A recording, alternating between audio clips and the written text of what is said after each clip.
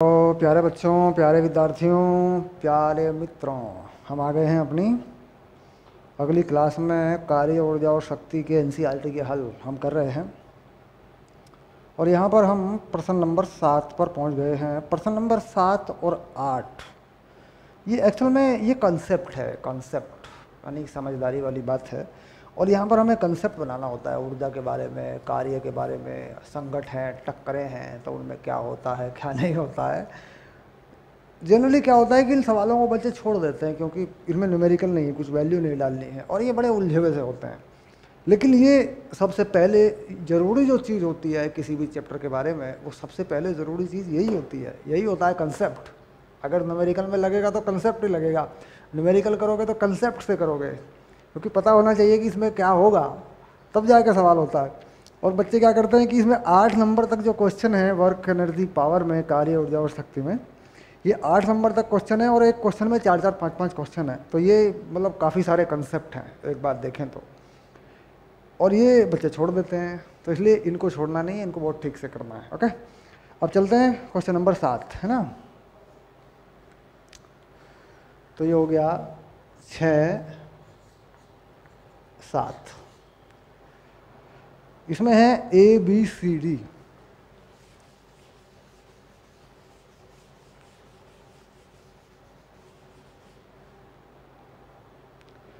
Part A में क्या कहता है, देखिए पार्ट ए में देखते हैं पहले क्या कहता है। पार्ट ए में कहता है किन्हीं दो पिंडों के प्रत्यास्थ संघट में प्रत्येक पिंड का संवेग व ऊर्जा संरक्षित रहती है। देखिए यहाँ पे क्या किया है कि प्रत्येक पिंड का संवेग व ऊर्जा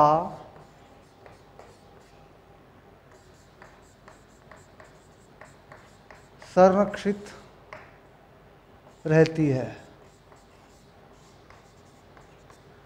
ठीक, ये बात कही है। अगर दो पिंड हैं जिनमें टक्कर होती है तो प्रत्येक पिंड का नहीं होता। ये जो है ना प्रत्येक पिंड लिखा, देखो प्रत्येक पिंड, ये बात गलत है। प्रत्येक पिंड का नहीं होता, यहाँ लिखते हैं निकाय।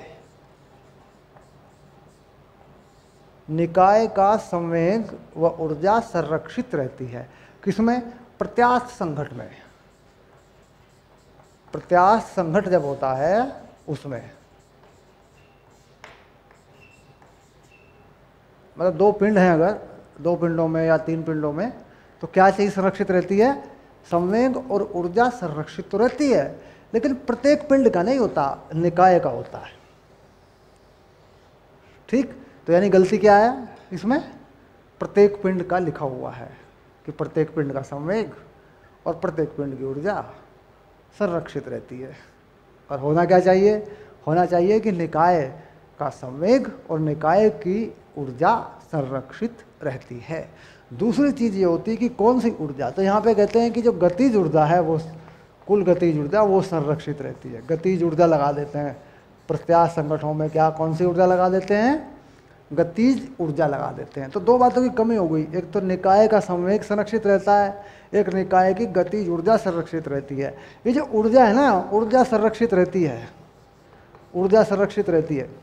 ये सभी संगठनों में होता है, जितने भी संगठन हैं सब में होता है, ऊर्जा सभी में संरक्षित रहती है। अगर मान लें कि कोई वियुक्त निकाय है, वियुक्त निकाय से मतलब निकाय का द्रव्यमान या उसकी ऊर्जा कहीं बाहर ना जा रही हो, तो कुल ऊर्जा संरक्षित रहती है। तो ऊर्जा तो किसी भी टक्कर में, किसी भी संगठन में संरक्षित रहती है। तो प्रत्यास्थ संगठन में क्या संरक्षित रहता है? पक्का करें, निकाय का संवेग और गतिज ऊर्जा ये संरक्षित रहती है। ठीक, और किसी भी संगठन में ऊर्जा संरक्षित रहती है, चाहे प्रत्यास्थ हो चाहे अप्रत्यास्थ हो। ठीक, प्रत्यास्थ में गतिज ऊर्जा संरक्षित रहती है। तो बात समझ में आ रही होगी, अंतर समझ में आ रहा होगा, कंसेप्ट बन गया होगा कि प्रत्यास्थ संगठन में, प्रत्यास्थ संगठन में संवेग और गतिज ऊर्जा संरक्षित रहती है, और किसी भी प्रकार के संगठन में ऊर्जा संरक्षित रहती है, संवेग संरक्षित रहता है, लेकिन निकाय का, वस्तुओं का नहीं, प्रत्येक पिंड का नहीं, निकाय का। तो यानी निकाय का संवेग गतिज ऊर्जा संरक्षित रहती है। इसका मतलब ये फॉल्स हो गया, जो लिखा है वो फॉल्स हो गया, इसे लिख देते हैं असत्य। चलिए बी के बारे में बात करते हैं। ठीक, अब बी के बारे में बात करते हैं।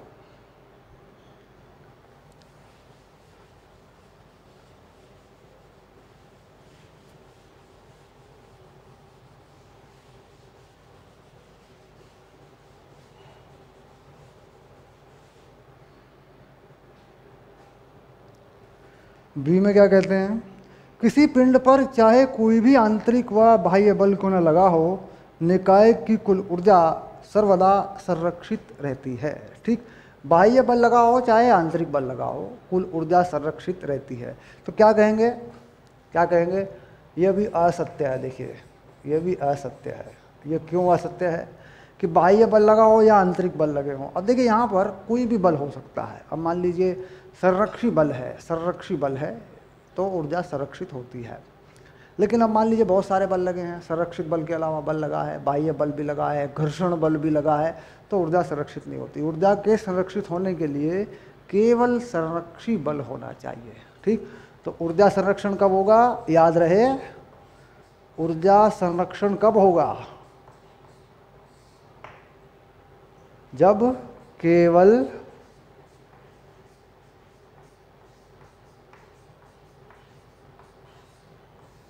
संरक्षी बल होगा। ठीक, इसके अलावा कुछ भी लगा हो, कोई भी बल लगा हो, है ना, ऊर्जा संरक्षित नहीं होगी। तो इसका मतलब ये असत्य हो गया। कह रहा बाह्य बल लगे हैं, आंतरिक बल लगे हैं, ऊर्जा संरक्षित होती है, तो नहीं होती है। केवल संरक्षी बलों में ही ऊर्जा संरक्षित होती है। तो ये बात भी असत्य हो गई। अब देखते हैं सी में क्या कहता है। प्रकृति में प्रत्येक बल के लिए किसी बंद लूप में किसी पिंड की गति में किया गया कार्य शून्य होता है। बंद लूप में केवल संरक्षी बलों में होता है, यह भी असत्य हो गया। देखो ये भी असत्य हो गया, क्योंकि संरक्षी बलों द्वारा किया गया कार्य, संरक्षी बलों द्वारा किया गया कार्य पथ पर निर्भर नहीं करता।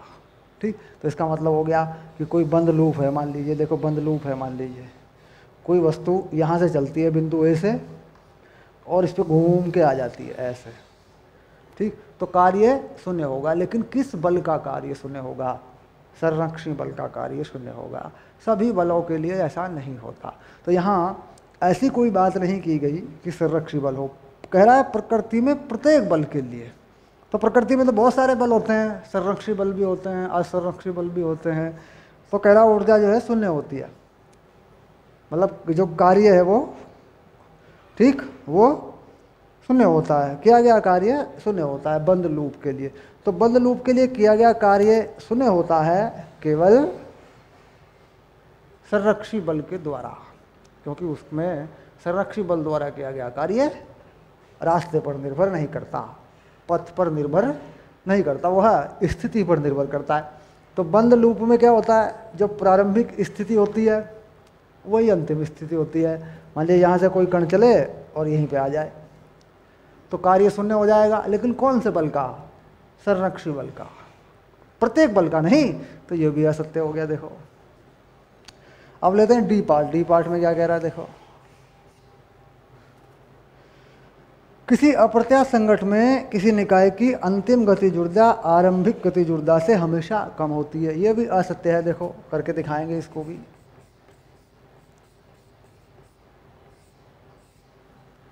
क्या कह रहा है, अप्रत्याश संगठ में, अप्रत्याश संगठ में सामान्यतया ये होता है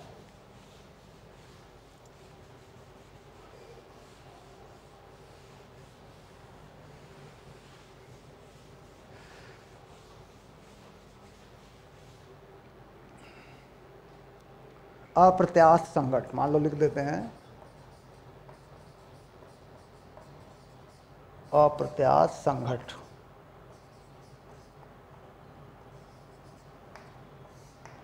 तो सामान्यतः अप्रत्याश संगठ में क्या होता है, ऊर्जा का नुकसान होता है, ऊर्जा का नुकसान होता है, गतिज ऊर्जा का नुकसान होता है। गतिज ऊर्जा ऊष्मा में बदल जाती है, हीट में बदल जाती है, लेकिन कुल ऊर्जा संरक्षित रहती है। ये बात पक्की है कि जो कुल ऊर्जा है वो उतनी रहेगी। लेकिन होता क्या है कि गतिज ऊर्जा कम हो गई, मान लीजिए।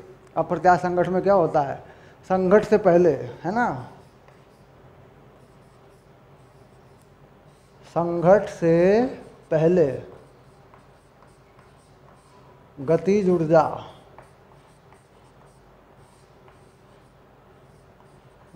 ऊर्जा देखो ये हो गई,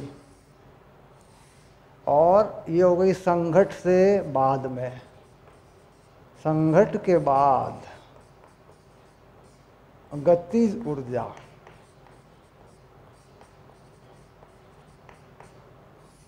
ये दो बातें हैं, ठीक। तो सामान्यतः क्या होता है, सामान्यतः ये होता है संघट से पहले गतिज ऊर्जा ज़्यादा होती है, ऐसा निशान होता है। लेकिन ये हमेशा नहीं होता, सामान्यतः यही होता है। सामान्य स्थिति यही है कि संघट से पहले गतिज ऊर्जा संघट के बाद वाली से ज़्यादा होगी, क्योंकि अप्रत्याश संघट में ऊर्जा ऊष्मा में बदल जाती है, ऐसा होता है। लेकिन ये हमेशा नहीं होता, ठीक। हमेशा क्यों नहीं होता?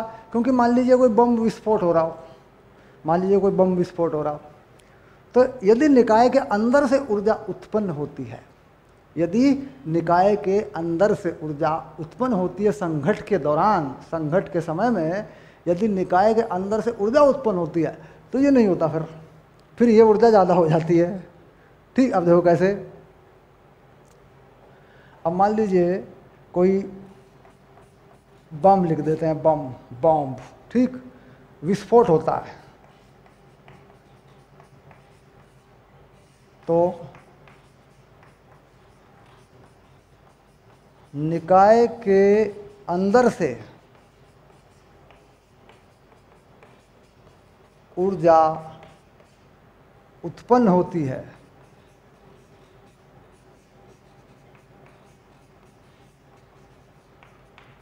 अतः अंतिम गतिज ऊर्जा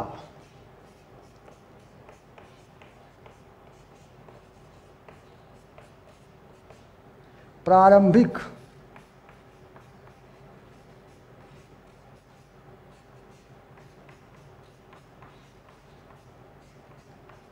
गतिज ऊर्जा से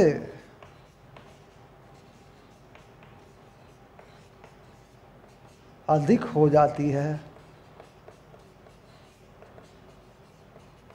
ठीक। इसका मतलब हो गया कि जो बात है ये हमेशा सच नहीं है, ठीक। कह देंगे हमेशा सत्य नहीं है, हमेशा सत्य नहीं है, क्योंकि, अब क्योंकि में ये लिख देंगे, क्योंकि बम विस्फोट में निकाय के अंदर, बम विस्फोट में ऐसे लिख देंगे, देखो बम विस्फोट में निकाय के अंदर से ऊर्जा उत्पन्न होती है, अतः अंतिम गतिज ऊर्जा प्रारंभिक गतिज ऊर्जा से अधिक हो जाती है। और टक्कर कैसी है, संघट कैसा है, अप्रत्याश संघट है, बम विस्फोट होना अप्रत्याश संघट है, ठीक। तो ये बात हो गई, ये हो गया हमारा स्पष्टीकरण है, हमने स्पष्ट कर दिया भाई सामान्यतः तो ऐसा ही होता है, लेकिन हमेशा नहीं होता। क्यों? क्योंकि मान लीजिए निकाय के अंदर से ऊर्जा उत्पन्न हो जाए तो गतिज ऊर्जा बाद में बढ़ जाती है, ठीक।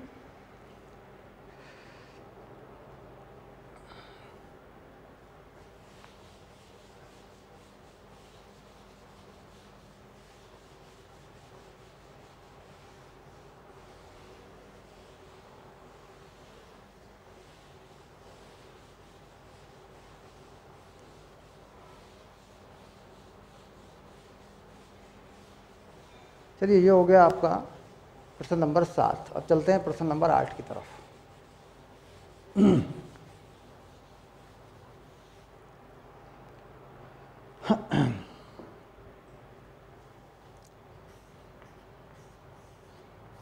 छः 8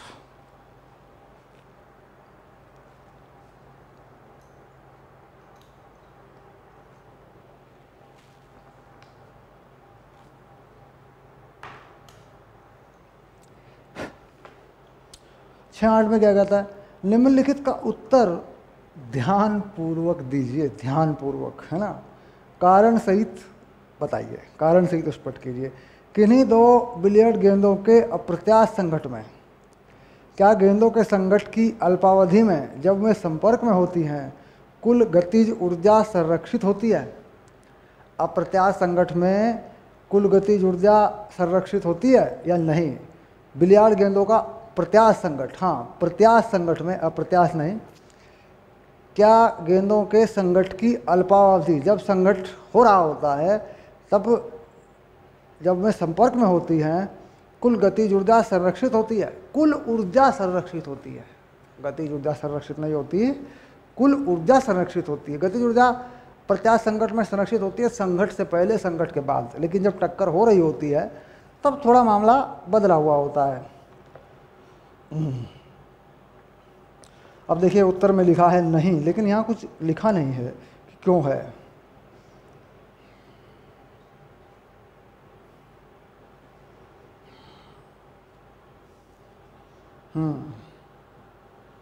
चलिए अब यहाँ पर इसको थोड़ा सा क्लियर कर दें। ये तो पक्का हो गया कि भाई नहीं होती है गतिज ऊर्जा। अब यहाँ पहला देखिए, पहले वाला उत्तर लिख रहे हैं, इसको समझना पड़ेगा थोड़ा सा। प्रत्यास्थ संघट है, टक्कर जो है वो प्रत्यास्थ है, यानी प्रत्यास्थ संघट में ऊर्जा संरक्षित है, गतिज ऊर्जा संरक्षित है, ये बात पक्की है। और संवेग तो संरक्षित रहता ही है, अगर बाह्य बल ना लग रहे हों किसी निकाय पर तो संवेग संरक्षित रहता। लेकिन जब टक्कर हो रही है उस समय में गतिज ऊर्जा संरक्षित क्यों नहीं है? उसकी वजह होती है क्योंकि जब टक्कर हो रही होती है तो आंतरिक बल काम कर रहे होते हैं, आंतरिक बल काम कर रहे होते हैं, तो ऊर्जा का संरक्षण गतिज ऊर्जा व स्थितिज ऊर्जा के अनुसार हो रहा होता है, क्योंकि अणुओं में या परमाणुओं के बीच में गतिज ऊर्जा या स्थितिज ऊर्जा दोनों संरक्षित रहती हैं। तो इसका मतलब ये तो पक्का हो गया कि टक्कर के दौरान ऊर्जा तो संरक्षित रहती है, लेकिन गतिज ऊर्जा संरक्षित नहीं रहती, बल्कि गतिज ऊर्जा और स्थितिज ऊर्जा को जोड़ दें अगर तो क्या बनती है? कुल ऊर्जा। तो कुल ऊर्जा संरक्षित रहती है। हाँ, टक्कर के बाद जब दोनों गेंदें अलग अलग चाल से चलेंगी तो फिर गतिज ऊर्जा संरक्षित हो जाती है। यानी जो गतिज ऊर्जा टक्कर से पहले है वो टक्कर के बाद भी है, जो संवेग टक्कर से पहले है वो टक्कर के बाद भी है।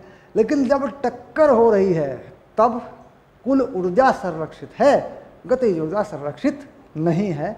ये बात है ए बे। ठीक, तो क्या लिख देंगे इसमें? कुल ऊर्जा संरक्षित रहती है, कुल गतिज ऊर्जा, तो यहाँ लिख देंगे नहीं। बी में देखते हैं क्या लिखता है। दो गेंदों के किसी प्रत्यास्थ संघट की लघु अवधि में क्या कुल रेखीय संवेग संरक्षित रहता है? ये बात सही है, रेखीय संवेग हमेशा संरक्षित रहता है।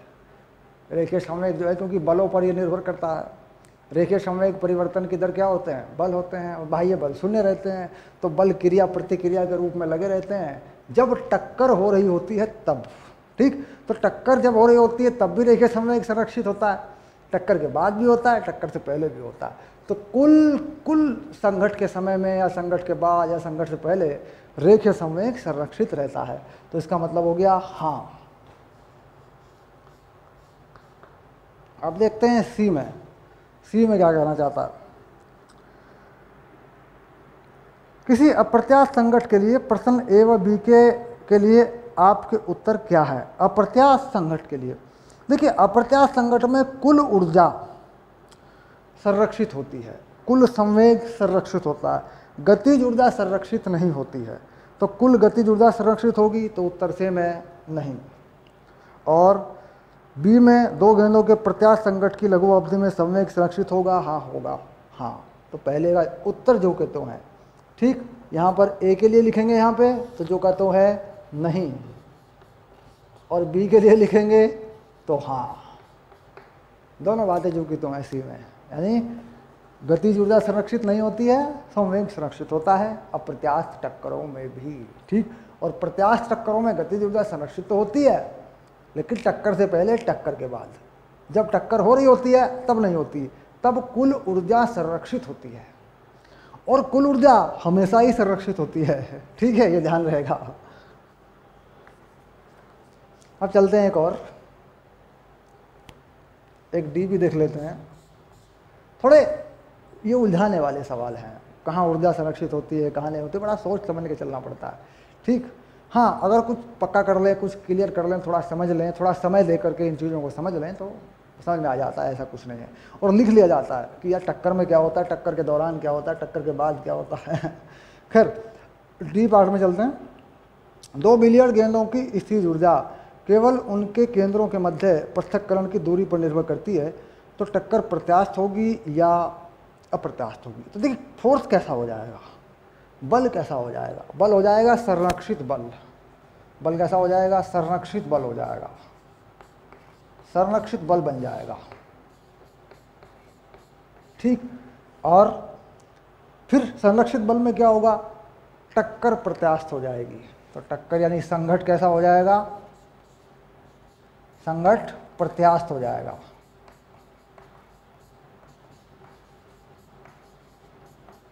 ठीक, क्यों, क्योंकि मान लीजिए 2 गेंद हैं, बहुत समझना है इस चीज़ को, बहुत बहुत ध्यान से समझना है। मान लीजिए 2 गेंद हैं, 2 बिलियर्ड गेंद हैं, इनके केंद्रों की पृथक दूरी ये है और इनमें टक्कर हो रही है। मान लीजिए इनके केंद्रों की जो पृथक दूरी है वो ये है r, ठीक। तो स्थितिज ऊर्जा इस r का फलन है, स्थितिज ऊर्जा इस r का फलन है। मोटा मोटा मैं लिख दूं कि जो स्थितिज ऊर्जा है कुछ इस तरीके से मान लूँ, अगर मैं a/r की पावर 6 माइनस b/r की पावर 12, ये परमाणुओं के मध्य स्थित ऊर्जाओं के फलन का एक सूत्र है, एक फलन है। तो मान ले ऐसा ही मान लेते हैं कि भाई ये चीज़ हो रही है, तो ऊर्जा का फलन है, स्थित ऊर्जा का एक फलन है। इसका मतलब यहाँ पर बल संरक्षित है, बल संरक्षित है। तो बल संरक्षित है, इसका मतलब ऊर्जाओं का नुकसान नहीं है, ऊर्जाओं का नुकसान नहीं है। प्रत्यास्थ टक्कर के लिए ये चीज़ अनिवार्य है, ये अनिवार्य शर्त है बिल्कुल, प्रत्यास्थ टक्कर में ये अनिवार्य है, ठीक। टक्करों में टक्कर करने वाले अणुओं, परमाणुओं, वस्तुओं के बीच की दूरी का स्थितिज ऊर्जा का कोई फलन होना अनिवार्य है। इस बात को पक्का कर लेना आप। अगर स्थितिज ऊर्जा का फलन नहीं होगा तो ऊर्जा अंदर संरक्षित नहीं होगी, और ऊर्जा अगर संरक्षित नहीं होगी तो स्थितिज ऊर्जा का गतिज ऊर्जा में परिवर्तन नहीं होगा। इसका मतलब टक्कर प्रत्यास्थ नहीं होगी, ऊर्जा का नुकसान होगा, टक्कर अप्रत्यास्थ हो जाएगी। तो प्रत्यास्थ टक्कर के लिए स्थिर ऊर्जा का फलन होना अनिवार्य है उन वस्तुओं में जिनमें टक्कर हो रही है, उनके केंद्रों के बीच की दूरी का स्थिर ऊर्जा का फलन परिभाषित होना ज़रूरी है। अब ये मैंने एक उदाहरण लिया है सिर्फ, इसके अलावा भी चीज़ें हो सकती हैं, इसके अलावा भी चीज़ें हो सकती हैं। तो प्रत्यास्थ टक्कर के लिए ये अनिवार्य है, ठीक। तो टक्कर कैसी होगी, प्रत्यास्थ होगी और बल संरक्षित होगा। क्यों, क्योंकि जब स्थिर ऊर्जा का फलन परिभाषित हो जाता है तो कैसा बल होता है, संरक्षित बल होता है, ठीक। तो ये कंसेप्ट बड़ा इंपॉर्टेंट है, देखिए एनसीईआरटी से निकली हुई चीज़ है, ध्यान रहे, ये बड़ा इंपॉर्टेंट कंसेप्ट है, इसको पकड़ के रखना है, ठीक। हाँ, अब चलते हैं प्रश्न नंबर 9 की तरफ, है ना।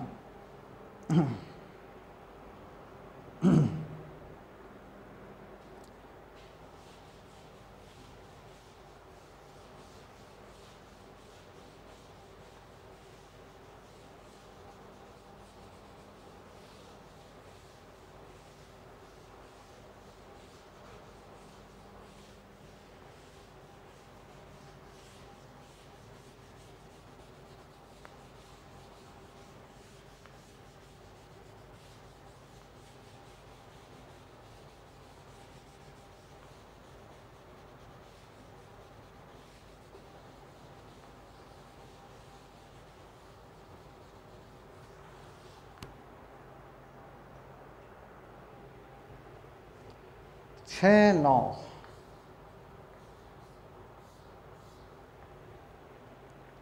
कोई पिंड जो विराम अवस्था में है, यानी यहाँ पर एक छोटा सा बॉक्स बना लेते हैं किसी पिंड के बारे में, कोई भी पिंड है उसके बारे में छोटा सा बॉक्स बना लेते हैं, ठीक। पिंड का द्रव्यमान m मान लेते हैं और प्रारंभिक वेग u बराबर 0 मान लेते हैं। अचर त्वरण से एक v में गति करता है, जो त्वरण है वो अचर है, त्वरण को a मान लेते हैं जो कि अचर है, ऐसे है ना, अचर त्वरण है। इसको t समय में दी गई कुल शक्ति अनुक्रमानुपाती है। क्या चाहिए हमें, हमें शक्ति चाहिए, भाई शक्ति जो है कैसे निर्भर करेगी, यानी हमें चाहिए पावर। पावर का संबंध हमें बनाना है समय पे, त्वरण पे या द्रव्यमान पे। उसके बाद फिर हमें समय पे उसकी निर्भरता देखनी है, समय पे निर्भरता, क्योंकि यहाँ पे जो भी विकल्प हैं वो समय के अनुसार हैं। तो क्या करते हैं,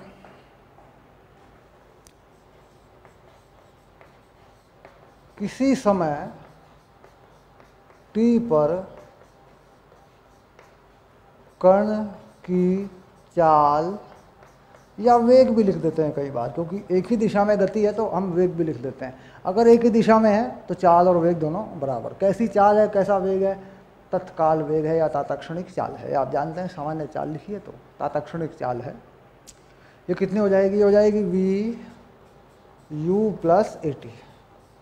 तो v जो है 0 प्लस ए टी हो गया, यानी v जो है ए टी हो गया, ये आ गया। ठीक, अब शक्ति, पावर जो है, पावर यानी शक्ति जो है, हम क्या निकालते हैं, शक्ति का सूत्र क्या होता है हमारा, पावर होती है फोर्स इनटू वेलोसिटी, और ये होता है डॉट प्रोडक्ट। याद रहे ये डॉट प्रोडक्ट है, अदिश गुणनफल है। तो एक ही दिशा में है दोनों, तो फोर्स इनटू वेलोसिटी सीधा लगा दिया। फोर्स हो गया एम ए और ये हो गया ए टी। ठीक, तो कितना बन गया, एम ए स्क्वायर टी। देखिए ये पावर हो गई, तो पावर समानुपाती हो गई टी के। ठीक, ये आ गया। तो इससे मतलब कौन सा विकल्प सही बताइए, सेकंड विकल्प सही है। तो इसका मतलब उत्तर है हमारा सेकंड विकल्प।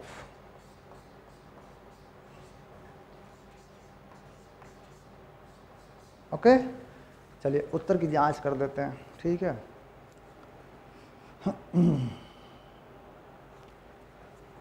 चलिए ठीक हो गया, आगे देखते हैं। बात समझ में आ गई होगी, सीधी बात है। ठीक है,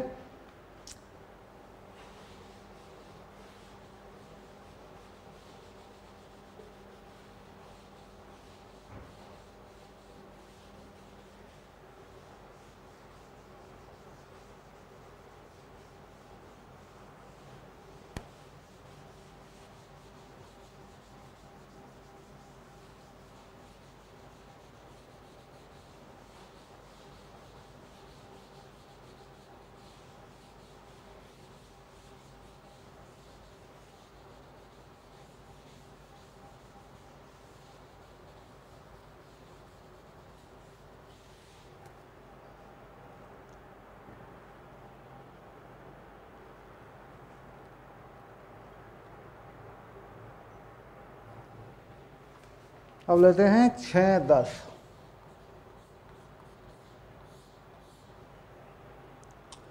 एक पिंड अचर शक्ति के स्रोत के प्रभाव में एक ही दिशा में गतिमान है।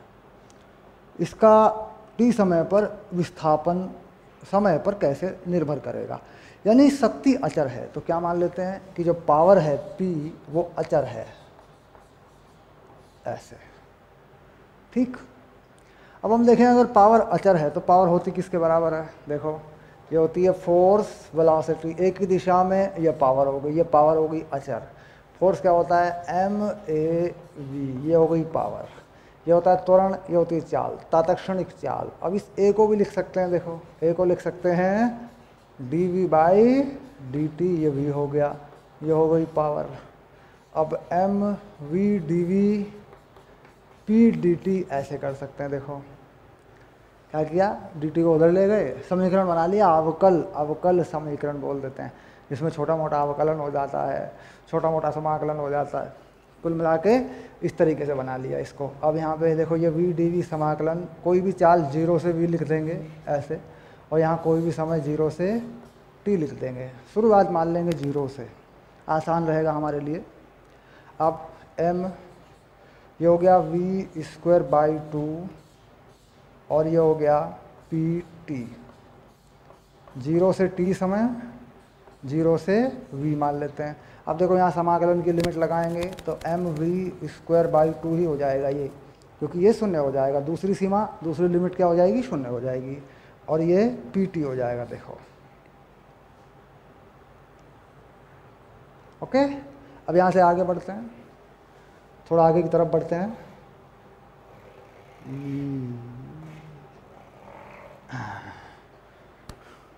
चलिए, तो ये हो गया।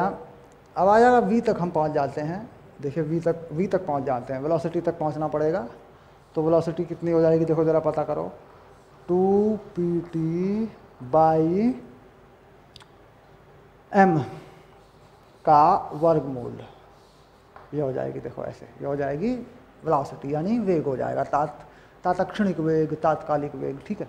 अब यहाँ से क्या करना होता है कि जो समय है उस समय को अलग करें, बाकी नंबर को अलग करें। ठीक, तो क्या करें, वेग, इस नंबर को अलग कर देते हैं। देखो 2p बाई m, और इस वर्गमूल t के नंबर को अलग कर देते हैं। दोनों गुणा में हैं, इनको अलग कर देते हैं।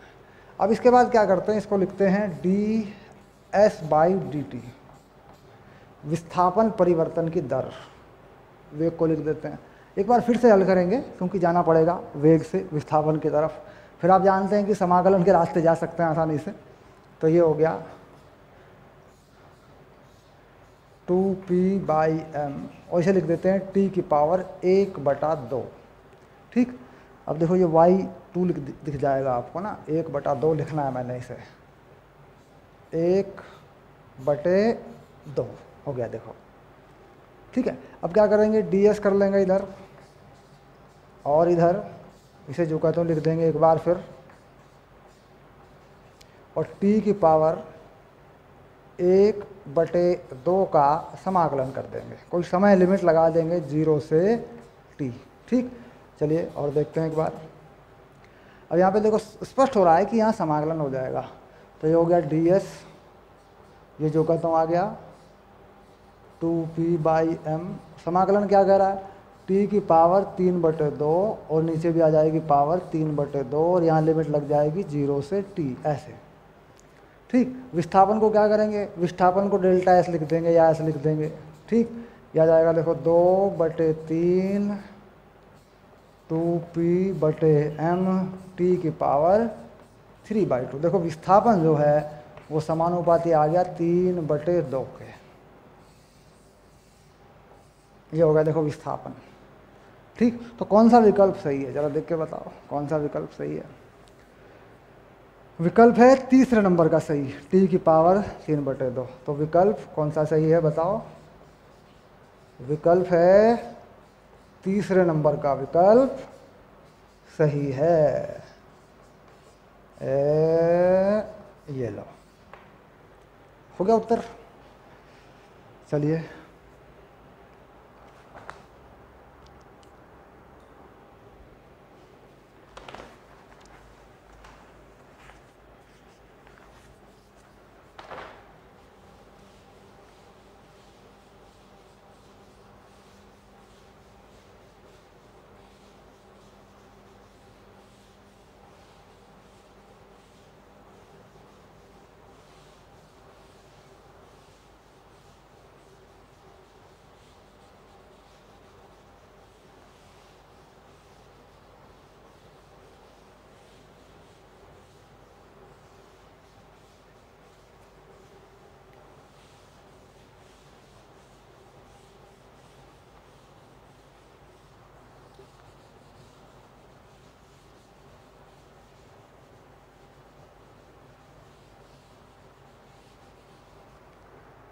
चलिए अब लेते हैं अगला सवाल। अगला क्वेश्चन क्या है, जरा पढ़ें एक बार। अगला क्वेश्चन जरा पढ़ के बताओ, अगला क्वेश्चन पढ़ के बताओ क्या है। 6/11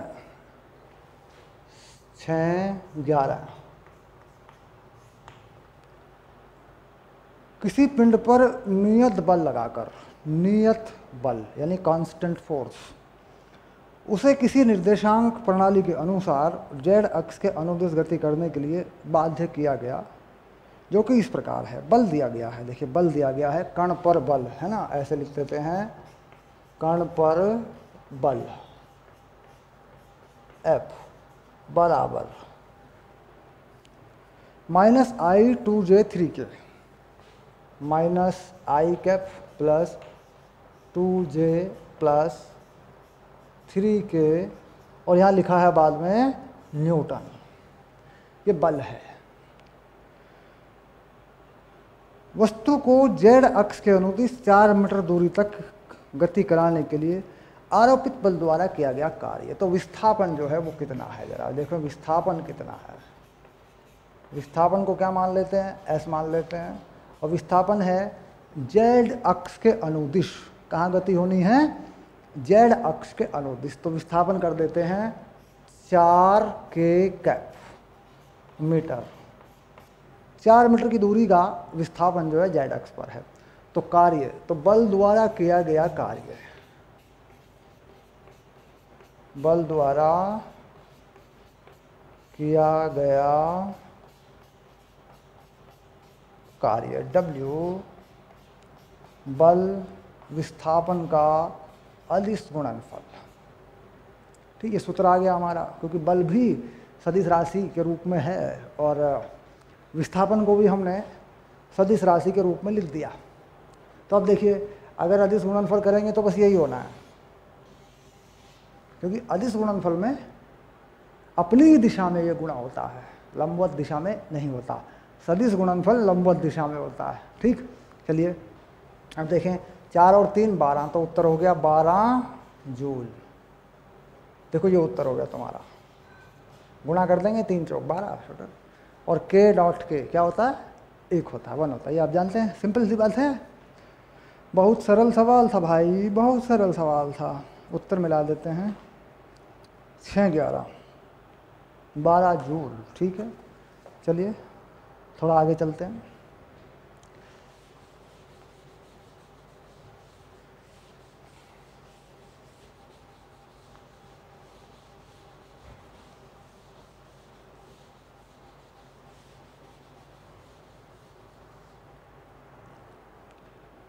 समय को देखते हैं, हमारी क्लास का समय कितना चल रहा है, 37 सेकेंड। ठीक, एक क्वेश्चन और कर लेते हैं, 6 12 कर लेते हैं इसमें, है ना, 6 12 को इसी में कर देते हैं।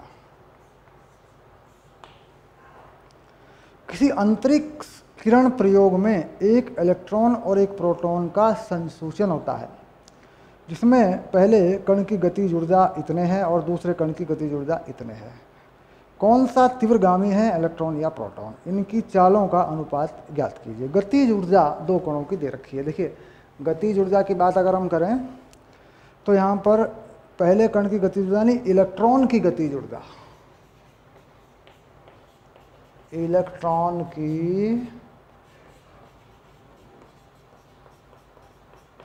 गतिज ऊर्जा क्या मान लूँ? अच्छा, इसको मान लेता हूँ मैं E1। ये बताई है 10 kilo electron volt, 10 kilo electron volt. ये जो इलेक्ट्रॉन वोल्ट है ना, इसको बदल लेंगे हम लोग जूल में। इसको जूल में बदलने का हमारे पास फार्मूला होता है, बता देंगे। ठीक है, उसको लगाएंगे। और प्रोटॉन की गतिज ऊर्जा, इसको लिख देते हैं E2, और ये हो जाएगी 100 किलो इलेक्ट्रॉन वोल्ट। ठीक हो गया। अब यहाँ से ये बात समझ में आ रही है कि जो E1 और E2 है उसका एक अनुपात है। क्या अनुपात है? E1 बटे E2 कितना है, ज़रा बताएं। ये है 10 बटे 100 और यह है 1 बटे 10, क्योंकि दोनों की जो इकाई है, मात्रक है, वो दोनों का सेम है, kilo electron volt, kilo electron volt. अब हमें इनकी चाल में तुलना करनी है, तो बड़ी आसान सी बात है। देखिए, मैं लिख लेता हूँ इसको E1 बटे E2 1 बटे 10। अब ये ऊर्जा किसकी है? इलेक्ट्रॉन की है, तो इसे लिखता हूँ 1 बटा 2 मास ऑफ इलेक्ट्रॉन। मास मतलब द्रव्यमान ऑफ इलेक्ट्रॉन, और इलेक्ट्रॉन की चाल का वर्ग। ये बन गई इलेक्ट्रॉन की गतिज ऊर्जा। फिर लिख देता हूँ 1 बटा 2 प्रोटॉन का द्रव्यमान और प्रोटॉन की चाल का वर्ग 1 बटा 10। यहाँ तक मामला पहुँच गया। ठीक, काट दो। ठीक, अब देखो क्या हो रहा है। इलेक्ट्रॉन की चाल का वर्ग प्रोटॉन की चाल का वर्ग, प्रोटॉन का द्रव्यमान बटे इलेक्ट्रॉन का द्रव्यमान इधर पहुंचेगा ना, तो प्रोटॉन का द्रव्यमान 10 इलेक्ट्रॉन का द्रव्यमान, है ना, ये आ गया। देखो हो गया। अगला मामला क्या है? अगला ये है कि यहाँ से ये वर्ग हटा दो, दोनों पे लगा है ना, ऐसे हटा दो और इसके बदले में वहाँ वर्गमूल लगा दो, ऐसे। ठीक। अब अगर यहाँ से देखें द्रव्यमान का अनुपात क्या है, तो हमारे पास है द्रव्यमान प्रोटॉन का, द्रव्यमान इलेक्ट्रॉन का, ये होता है लगभग 1837 गुना। कितना होता है? 1837। तो यहाँ लगा देंगे। देखो तो क्या होगा, देखो तुलना हो गई है, तुलना हो जाएगी। देखो अभी तुलना कर देंगे चाल में, किसकी चाल अधिक है किसकी कम है। तो 1837 बटे 10 ये हो गया। देखो ऐसे। ठीक। अब इसको भी हल कर सकते हैं। देखो हो जाएगा ये भी हल। इलेक्ट्रॉन की चाल, प्रोटॉन की चाल, 1837 यानी 10 से भाग करेंगे तो 183 184 आएगा। किसका वर्गमूल है? 13 और 14 के बीच में है, तो मैं लिख देता हूँ इसको 13.6 लगभग। ये लगभग लिखा है, देखो मैंने, ये लगभग मान है, क्योंकि 14 का कितना होता है वर्ग? 196, 13 का होता है 169, तो उसके बीच की चीज़ है ये। मैंने 13.5 भी लिख सकते हो, 6 भी लिख सकते हो, कोई बड़ी बात नहीं है। तो इसका मतलब क्या हो गया कि जो इलेक्ट्रॉन की चाल है, ठीक, वो अधिक है प्रोटॉन की चाल से, अधिक बोलकर बहुत अधिक है, ऐसा हो रहा है। देखो इलेक्ट्रॉन की चाल प्रोटॉन की चाल की लगभग 14 गुनी है या 13 गुनी है, ये हो गया। देखो तो यहाँ तक आते आते ये उत्तर मिला। ये पूरा उत्तर लिख सकते हैं, ये पूरा उत्तर है ये देखो हो गया। तुलना किसकी की गई? चाल की। और ये जो इलेक्ट्रॉन वोल्ट था, इसको बदलने की ज़रूरत नहीं पड़ी, इसको बदलने की ज़रूरत नहीं पड़ी। अगर कहीं ज़रूरत पड़ती है बदलने की तो क्या करेंगे? 1 इलेक्ट्रॉन वोल्ट में 1.6 10 की घात -19 जूल होते हैं। याद रखें इस चीज़ को। इलेक्ट्रॉन वोल्ट एनर्जी की छोटी यूनिट है, जो इलेक्ट्रॉन के पास एनर्जी होती है वो वाली यूनिट है। चलिए 12 हो गया, अब चलेंगे 13 पे अगली क्लास में। ओके, अगली क्लास में आते हैं बस।